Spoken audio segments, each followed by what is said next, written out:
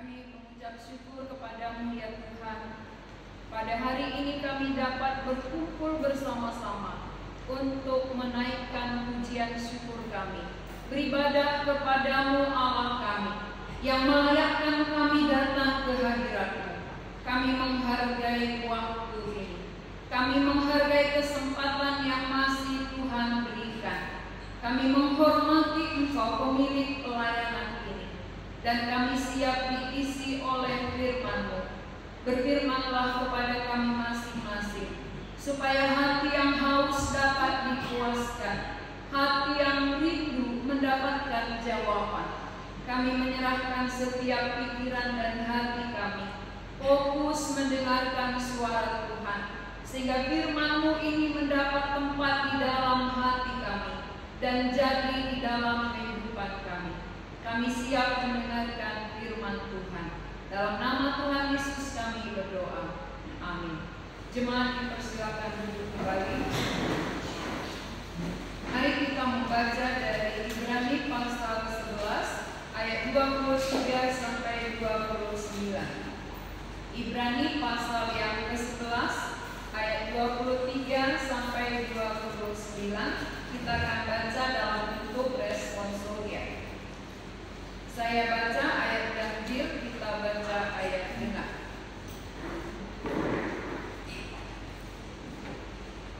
Ibrani 11 ayat 23 sampai 29. Karena iman, maka Musa setelah ia lahir disembunyikan selama 3 bulan oleh orang tuanya, karena mereka melihat bahwa anak itu elok rupanya, dan mereka tidak takut akan perintah raja.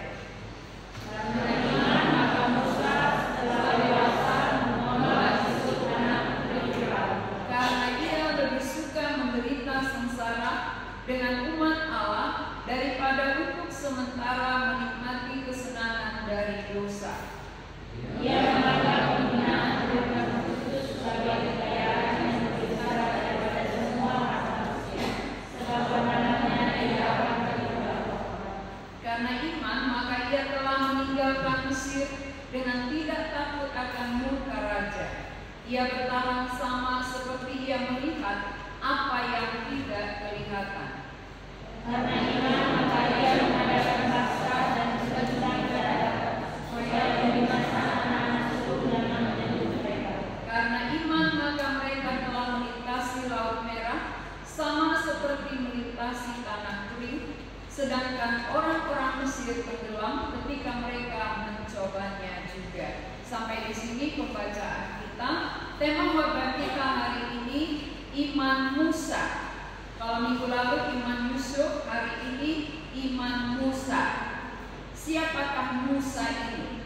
Musa ini adalah keturunan daripada Yusuf, ya. Yusuf di Mesir, lalu mereka tinggal di Mesir, keturunan-keturunannya lahirlah Musa di tanah Mesir.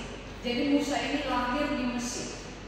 Waktu dia lahir di Mesir, dia statusnya adalah orang Yahudi, orang Israel, dia bukan orang Mesir.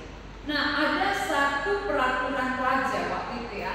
Raja Firaun mengatakan bahwa semua anak laki-laki orang Israel harus dibunuh, mulai dari umur 2 tahun. Semua anak laki-laki, kecuali anak perempuan. Kalau anak perempuan dibiarkan lahir, tetapi anak laki-laki harus dibunuh. Kenapa? Karena orang Mesir takut kalau bangsa ini makin besar jumlahnya akan menyerang mereka. Jadi secara politik dia mau membuat bangsa Israel semakin sedikit jumlahnya dengan cara membunuh anak laki-laki. Ternyata pada waktu peraturan diberikan, di situ Musa lahir. Tapi ada rencana Tuhan atas kehidupan Musa. Maka Musa ini disembunyikan oleh orang tuanya. Tetapi kalau disembunyikan kan nggak bisa bertahan lama, ya. Pasti nanti ada suara bayi menangis kedengaran, pasti juga ditangkap dan akan dipotong. Semua akan dipenggal kepalanya kalau anak laki-laki. Akhirnya ibunya berinisiatif untuk memasukkan dia ke dalam sebuah keranjang lalu dihanyutkan di Sungai Nil. Ya, kita melihat inilah iman Musa ya. Kita perhatikan bagaimana Musa dihanyutkan oleh orang tuanya di dalam sebuah keranjang ini. Ketika dihanyutkan di sebuah keranjang, ternyata cara Tuhan, ya, itu bukan kebetulan. Cara Tuhan membuat putri Firaun sedang mandi. Jadi waktu dia sedang mandi, keranjang yang berisi Musa, bayi Musa, hanyut sambil menangis, maka putri Firaun mengangkatnya menjadi anak angkat. Maka Musa artinya adalah diangkat dari air. Karena dia diselamatkan dari air oleh seorang putri Firaun. Kalau sudah di dalam pelukan putri Firaun menjadi anak angkat putri Firaun, berarti Musa aman. Musa tidak bisa lagi dibunuh. Dia aman, saudara. Tetapi waktu dia tinggal di rumah putri Firaun, dia dibesarkan, dididik. Ini bersama dengan putri Firaun dia sudah mulai besar, dan di sini dia diajar ilmu Mesir, ya, ilmu pengetahuan Mesir. Jadi Musa ini dididik seperti orang bangsawan. Dia beda dengan bangsanya. Dia adalah orang yang berpendidikan karena khusus dididik, khusus diajar tulisan dan juga berbagai-bagai pengetahuan yang ada di Mesir, bangsa Mesir. Jadi Musa ini orang yang orang yang hebat, lebih dari semua bangsa, melebihi bangsa-bangsa ya. Bangsa Yahudi, orang-orang Yahudi dia lebih karena dia dididik di dalam istana raja. Lalu kita melihat dia lebih memilih. Dia dibesarkan di istana raja, anak putri Firaun, menjadi orang yang terkenal, orang yang hebat, orang yang punya pendidikan tinggi. Tetapi ada bangsanya yang sedang diperbudak. Bangsa Israel, bangsa Yahudi sedang diperbudak oleh orang Mesir. Dia lebih memilih, bayangkan, dia lebih memilih untuk berpihak kepada bangsa Yahudi oleh karena di tengah-tengah bangsa Yahudi ada Allah yang hidup.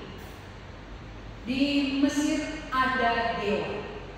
Tetapi di dalam bangsa Israel atau bangsa Yahudi, Allah yang hidup memerintah bersama dengan mereka walaupun mereka menjadi budak. Tapi Musa mengingat sejarah. Dia tidak melupakan sejarah hidupnya. Kenapa? Kenapa dia tahu sejarahnya, dari mana dia? Dari mana asalnya, siapa dia? Waktu dia masih bayi, ibu kandungnya menyusui dia.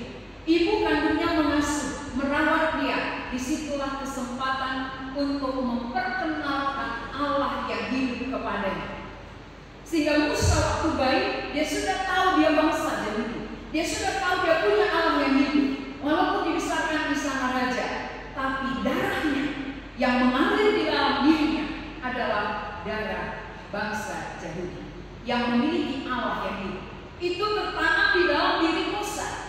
Maka sesudah dia besar, dia lebih memilih. Kita ulangi.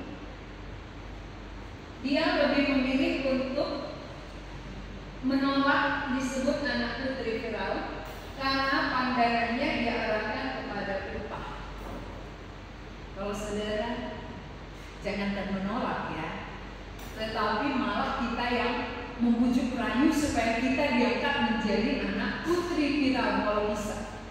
Ini malah dia tolak. Sesudah dia besar, dia sudah menikmati semua kebaikan daripada istana raja, kemewahan, semua sudah dinikmati. Tetapi ketika dia besar, Musa berani menolak disebut anak putri Firaun karena pandangannya dia arahkan kepada upah. Upah itu di mana sudah? Upah itu bukan yang terlihat sekarang. Upah yang menanti ke pandangan Musa diarahkan kepada upah yang akan datang, bukan yang terlihat dengan mata sekarang. Yang terlihat dengan mata sekarang adalah Mesir dengan segala kemewahannya. Itu yang terlihat dengan mata. Apa yang ada di Mesir? Kita melihat bahwa Mesir ini di situ ada penyembahan dewa-dewa. Maka banyak sekali dewa-dewa yang disembah di Mesir. Mereka tidak menyembah Allah yang hidup. Lalu Musa tinggal di situ. Musa berada di posisi itu. Bayangkan, Mesir menyembah dewa-dewa. Musa sudah tahu bahwa dia orang Yahudi yang memiliki Allah yang hidup. Bagaimana perasaannya ketika dia tahu bahwa ini adalah dewa yang tidak selayaknya untuk disembah? Maka dia berani mengambil keputusan. Keputusan menolak menjadi putri, anak putri Firaun. Itu berarti menolak dewa-dewa. Sama ya? Menolak anak putri Firaun berarti sekaligus dia tolak dewanya. Dia tidak mau sembah. Dia tidak mau yakini. Berani menolak. Saudara-saudara, kita melihat bagaimana iman Musa yang memandang jauh ke depan, yang memandang kepada upah yang menanti dia. Kalau dia tahu bahwa ini bersifat kemuliaan dunia yang sementara. Musa dimuliakan di sana Firaun, ya, pasti dimuliakan. Dia akan menjadi penerus, dia akan bisa diangkat menjadi raja kelak. Tetapi dia bisa tolak. Apa kekuatan di dalam dirinya untuk menolak itu? Sedangkan zaman ini justru zaman yang mau mencapai merangkul kemuliaan dunia. Bagaimana kemuliaan demi kemuliaan kita dapatkan? Tapi Musa justru tolak apa yang sudah dia dapat. Kenapa dia berani menolak? Karena dia pandangannya diarahkan kepada upah. Saudara-saudara, pandangan kita selama ini kemana? Kemana mata kita tertuju? Apa yang kita lihat? Apa yang mau kita capai di tengah-tengah iman percaya kita? Kita katakan saya sudah percaya, saya sudah beriman. Namun di balik iman kita, apa yang mau kita capai? Apa yang mau kita kejar? Apa yang mau kita dapatkan? Kalau usaha imannya itu melihat upah yang akan dia dapatkan kelak, bukan sekarang. Sekarang dia lepas, ya. Yang pertama dia lepas sebagai orang Mesir, penyembah dewa, dan kemuliaan Mesir begitu luar biasa dia lepaskan. Kedua, kesenangan. Di Mesir itu pasti dia senang sekali diangkat menjadi anak putri Firaun. Segala fasilitas lengkap. Apa yang dia mau tersedia. Makanan yang paling enak dia nikmati, ya. Kesukaan-kesukaannya semua terpenuhi. Apa yang dia inginkan pasti ada, saudara. Itu namanya kesenangan tubuh, kesenangan pribadi. Kenapa berani ditolak kesenangan pribadi? Karena itu bersifat sementara. Kesenangan secara jasmani sifatnya sementara semua. Yang kedua, kekayaan. Kekayaan, kenapa dia tolak kekayaan? Padahal yang kita kejar adalah kekayaan. Karena itu pasti lenyap. Semua kekayaan dunia ini akan lenyap, akan ditinggalkan. Tidak ada orang kaya yang akan pergi membawa kekayaan. Semua akan lenyap. Ketika seseorang mati, tidak ada yang dibawa. Yang dibawa hanya peti mati. Peti mati pun dikubur, ya, ditutup pakai tanah. Mana ada diukir-ukir dia. Gak ada. Semuanya akan lenyap. Harta kekayaan Mesir akan lenyap, saudara. Lalu kekuasaan. Kita melihat di negara kita berapa kali presiden sudah ganti. Ketika Presiden Soekarno sangat terkenal, dia kekuasaannya berakhir. Kenapa? Karena dia meninggal. Ya, waktu dia meninggal, kekuasaannya berakhir. Presiden Soeharto meninggal, berakhir. Semua walaupun belum mati, ya tiba masa periode berakhir, dia juga kekuasaannya berakhir. Itu artinya apa? Kekuasaan hanya bersifat sementara. Semua berakhir, tidak ada yang kekal. Kalau tadi Musa menjadi raja, dia akan pasti berakhir. Kekuasaannya itu pasti berakhir. Lalu kehormatan, dia dihormati sementara bersama dengan dosa-dosa, bersama dengan dewa-dewa, tapi itu pun pasti berakhir. Bukankah ini yang diperjuangkan oleh manusia di bumi ini? Ini semuanya perjuangan, kemuliaan dunia, kesenangan dunia yang sementara, kekayaan, kekuasaan, kehormatan, inilah yang mau dicapai oleh manusia. Tetapi Musa justru menolak semua ini. Dia tolak sebagai anak putri Firaun, berarti dia tolak semua kekuasaan, kemuliaan, kehormatan, kekayaan, ditolak. Dia lebih memilih menderita bersama dengan umat Allah. Mengapa? Mengapa dia berani memilih menderita bersama umat Allah? Karena di dalam umat Allah ini ada Allah di dalamnya. Namanya juga umat Allah. Umat Allah berarti Allah ada di dalamnya. Allah berkuasa, Allah bertahta. Kalau Allah ada di dalamnya, berapa lama Allah berada di dalam umat Allah, di dalam diri kita? Allah itu tidak akan pernah berakhir.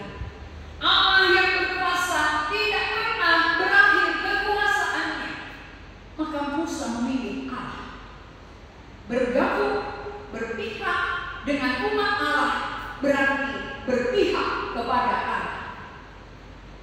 Allah ada, dia memihak Allah. Dewa ada, dia tolak seperti menjadi anak putri Firaun beserta dengan para dewanya. Itu sekaligus ya, anak putri Firaun itu dengan dewanya, umat Allah dengan Allahnya. Jadi dia berani memilih Allah. Yang kedua, menderita bersama dengan umat Allah karena bersama Allah. Di dalam penderitaan pun dia tidak sendiri. Ketika umat Allah menderita, ada Allah di situ. Allah tidak pernah meninggalkan umatnya. Berarti saudara-saudara, ketika kita menderita, ada Allah. Nggak usah takut. Ada penderitaan, ada Allah.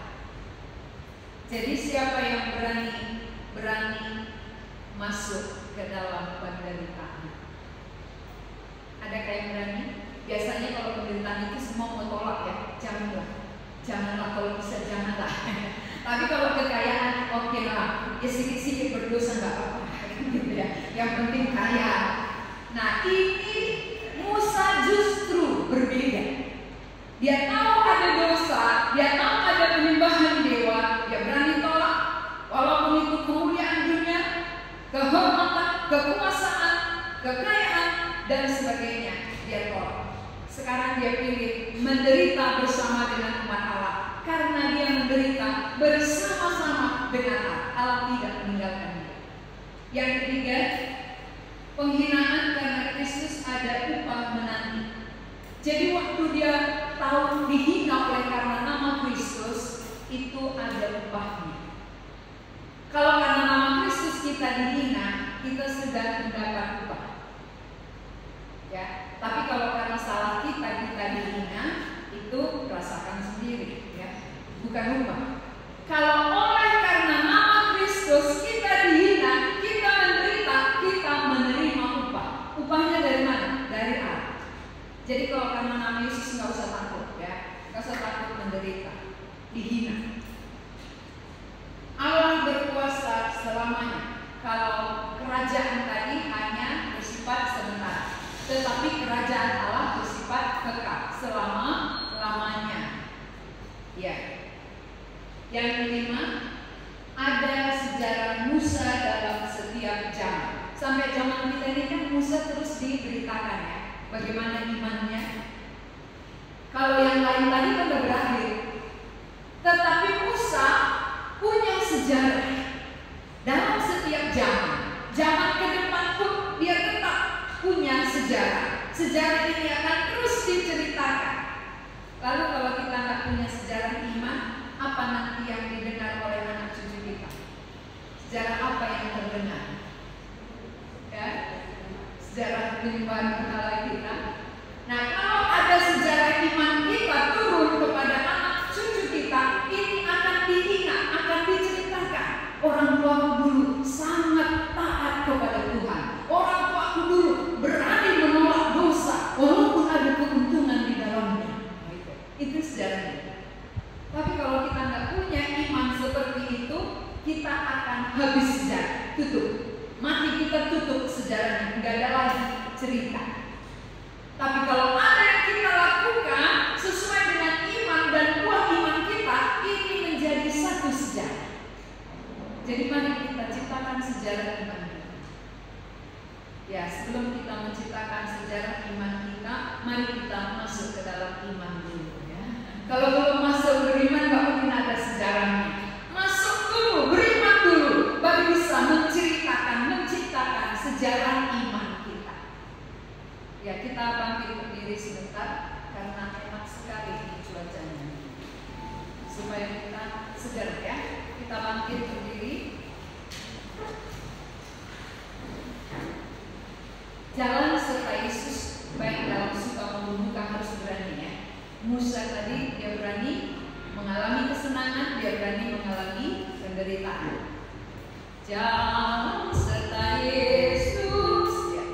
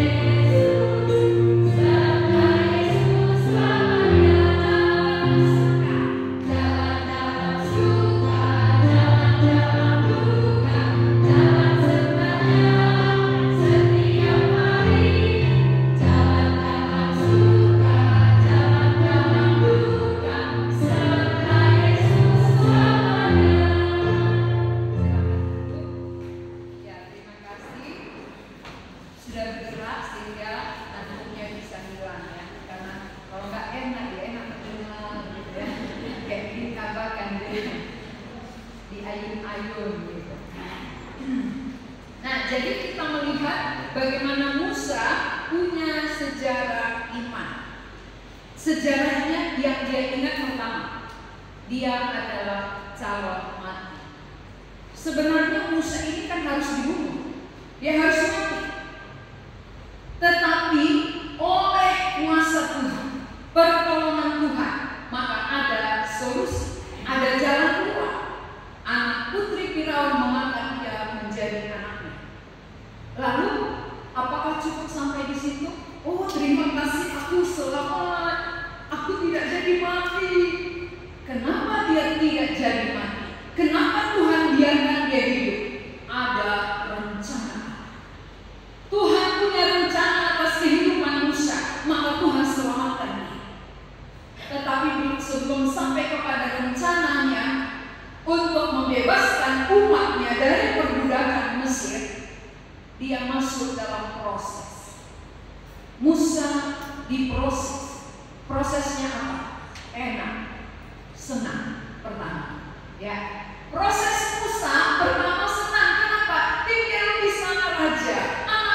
berwirausaha, dididik dengan banyak ilmu. Ini namanya proses pertama, enak indah. Tapi saudara-saudara, dia di tengah-tengah keenakannya, di tengah-tengah kesenangannya, tidak melekat di situ. Dia tidak nyaman di situ. Seringkali kita mau dibawa oleh Tuhan untuk masuk rencananya, tapi diizinkan kita di dalam kesenangan sementara, lalu kita melekat di situ.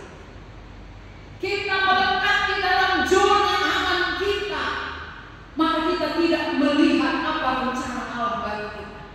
Kita nikmati zona amannya, kita tidak maju lagi bersama dengan Tuhan. Tapi Musa dia tidak lupa sejarahnya. Dia ingat bagaimana sejarah hidupnya. Dia orang jauh yang harus dibunuh, tetapi ada solusi, ada jalan keluar dari Allah. Dia boleh selamat, tetapi dia berpikir, untuk apa Tuhan menyelamatkan saya? Tuhan selamatkan berarti ada rencana di balik itu. Maka dia mau taat, mau tunduk, hidup sesuai dengan rencana. Walaupun diberi kesempatan di dalam kesenangan sementara di Mesir, di istana raja, tetapi dia tidak melekat di dalamnya. Saudara-saudara, seringkali kita pun sebagai orang percaya, Tuhan bisa izinkan kita hidup di tengah-tengah kesenangan, tetapi di tengah kesenangan itu ada dosa di dalamnya. Bisa kita nikmati itu bahaya. Jangan lupa, kita dilepaskan Tuhan oleh karena ada rencana Tuhan. Kita diselamatkan Tuhan karena Tuhan punya kehendak atas diri kita. Lalu sebelum sampai kepada kehendak dan rencananya, Dia mengizinkan kita mengalami kesenangan. Jangan lupa saudara, kesenangan ini jangan menjadi jerat bagi kita. Bisa nanti kesenangan sementara menjadi jerat, menghimpit kita, membuat kita melekat di situ, tidak berjalan lagi dengan Tuhan, tidak mencapai sasaran yang Allah kehendaki dalam hidup. Kalau rencana Allah tidak tercapai, apakah tujuan Allah tercapai dalam hidup saudara? Berarti tidak tercapai. Allah punya kehendak, Allah punya rencana, lalu kita nggak mau berjalan sampai kepada rencana. Berarti rencana Allah di dalam diri kita tidak tercapai. Mengapa? Karena kita terlalu nyaman dengan situasi kita, dengan keadaan kita.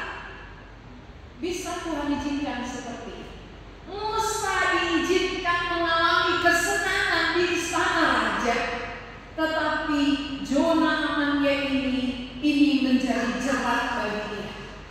Ini menjadi suatu jerat untuk tidak masuk ke dalam kehendak Allah, membebaskan satu bangsa. Berarti kalau dia hanya menikmati kesenangan pribadi, dia adalah orang yang egois. Berarti lupa sejarahnya, lupa dia untuk apa dia diselamatkan dari kematian. Padahal Tuhan selamatkan dari kematian untuk mencapai tujuan Allah, masuk dalam rencana Allah, rencana khusus, membebaskan ada bangsa yang sedang diperbudak adalah bangsa Yahudi. Jadi saudara-saudara, kita melihat bahwa Musa bisa menolak, Musa bisa lepas dari zona amannya, dia keluar, dia mau menderita bersama umat Allah di proses, melepaskan kesenangan sementara, menderita bersama dengan umat Allah. Dan sesudah itu dia mau membela umatnya dengan caranya. Dia pernah membunuh orang Mesir. Karena dia membunuh orang Mesir, ketahuan, akhirnya dia mau ditangkap. Itulah jalan dia melarikan diri dari Mesir. Dia lari, pergi dari Mesir dan menjadi gembala. Menjadi gembala domba selama 40 tahun. Bayangkan prosesnya ya, begitu lama. Kenapa? Supaya luntur semua kekuasaan, kemuliaan, kemegahan Mesir. Luntur. Supaya benar-benar bergantung kepada Allah saja.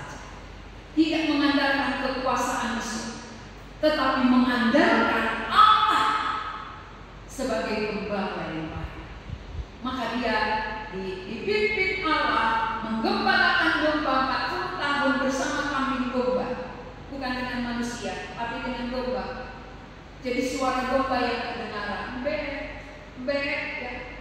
Tadi kemuliaan kemegahan yang ada sekarang seperti kehinaan, saudara ya. Dari istana raja turun menjadi gembala. Pekerjaan yang paling rendah dulu adalah gembala. Itu bersama dengan domba-domba itu bau, itu kotoran-kotorannya bau ya. Tapi itulah yang dialami oleh Musa. Yusuf diproses, Musa diproses. Yusuf juga diproses ya, dijual, diperbudak, difitnah, masuk penjara, lalu dilupakan oleh orang yang sudah ditolongnya. Ini kan proses. Tapi Tuhan mengangkatkan dia pada waktunya. Jadi semua orang percaya pasti diproses oleh Tuhan. Musa diproses. Awalnya dia mau dibunuh, dilepaskan, lalu mengalami kesenangan di Mesir, ditinggalkan, lalu menderita menjadi gembala domba, dijumpai oleh Allah, membebaskan bangsa Israel, satu bangsa yang besar.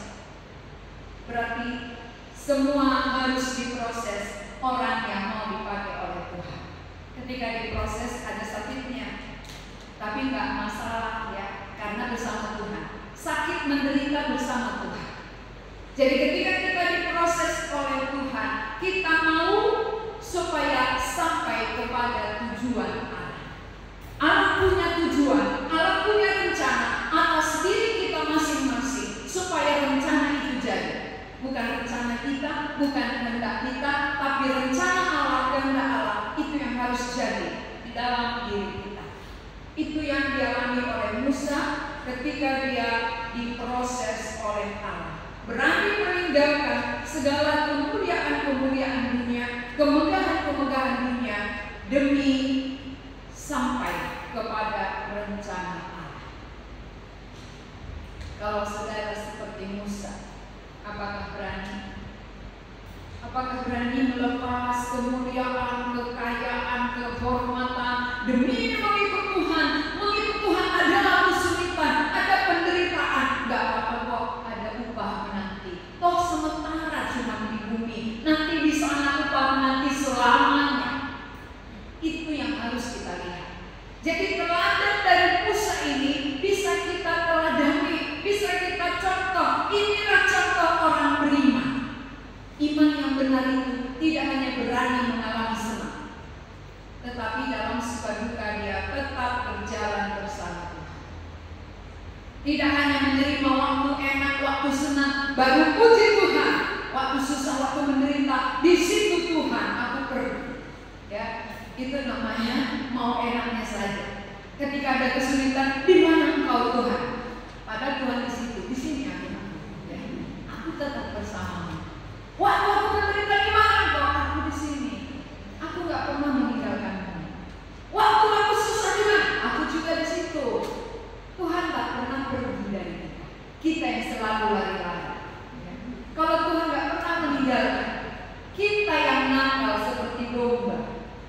Domba itu kan sering lari dari gembalanya. Kalau gembala itu setia menjaga dombanya, setia menggembalakan dombanya, itu namanya gembala yang baik.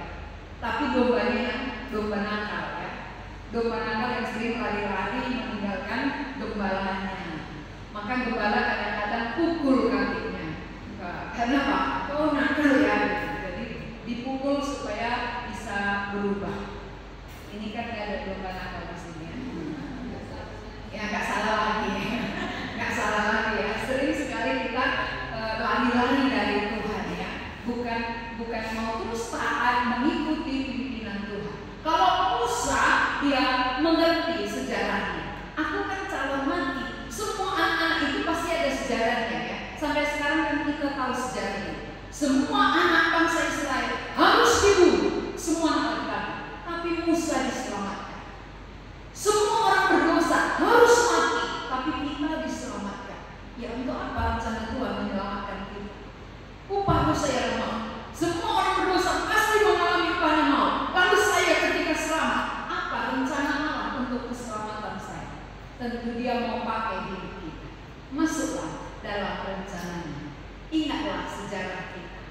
bagaimana latar belakang keluarga kita, bagaimana latar belakang hidup kita hancur-hancuran. Lalu ketika bertemu Tuhan, Tuhan perbaiki.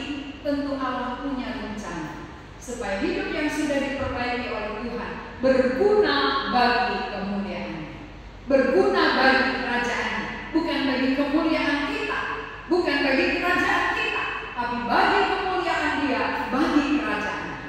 Kita hidup untuk Tuhan, bukan untuk diri sendiri. Ya. Sudah jelas ya?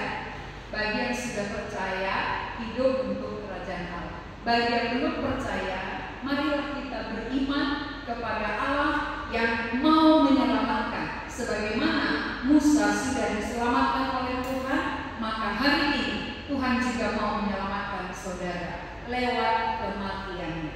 Dia rela mati menyelamatkan kita supaya tujuan Allah tercapai dalam hidup kita masing-masing. Mari kita berdoa.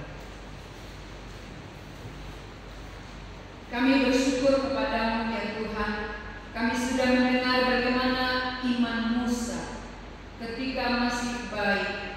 Dia hampir mati dibunuh, tetapi Engkau Allah menyelamatkan dia. Dan dia tahu sejarah itu. Dia mengerti Engkau menyelamatkan karena Engkau punya tujuan. Ada rencana untuk hidupnya, karena Engkau mau memakai dia menjadi alat di tangan-Mu, membebaskan satu bangsa yang besar, bangsa Israel, dari perbudakan dosa. Tuhan, kami yang hadir dan yang mengikuti dari rumah masing-masing juga punya latar belakang yang berbeda, tetapi Engkau punya rencana atas hidup kami pribadi lepas pribadi. Bagaimana supaya hidup kami sampai kepada rencana-Mu, tujuan-Mu, menyelamatkan setiap orang. Engkau punya tujuan supaya kami mengingat sejarah kami masing-masing, menghargainya dan taat kepada-Mu. Berkatilah firman-Mu ya Tuhan, supaya firman ini dapat memotivasi kehidupan kami sehingga ada sejarah iman kami. Dalam nama Tuhan Yesus